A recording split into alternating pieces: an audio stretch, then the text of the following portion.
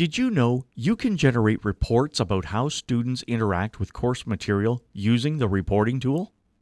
All of the activities in the learning environment generate reports and statistics automatically, so you can always see what's going on within your course.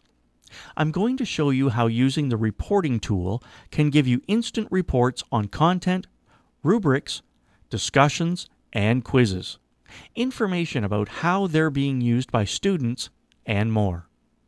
For example, you can run a report to review quiz results and drill right down to see which questions gave students trouble.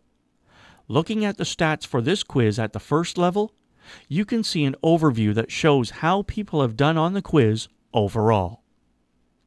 Now, look at question statistics. These tell us which questions are hard and which are easy. And with question details, you can go yet another layer deeper for an in-depth view of how people are responding to each question. Here you can see quickly what wrong answers your students picked for one of the harder questions. That insight could prompt you to go back and make some changes to the question, so students might get a better grade the next time around. Want to export this data to review it elsewhere? No problem.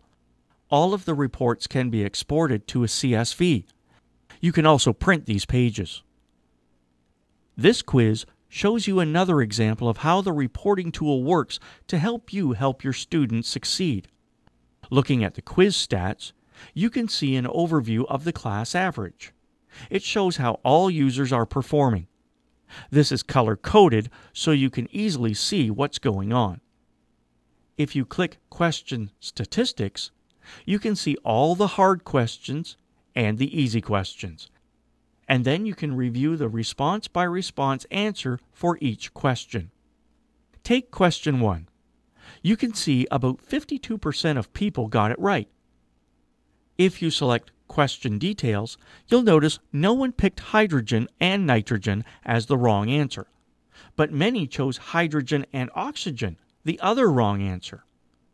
This lets you know that something may be a bit misleading. Maybe that's what you want, maybe not.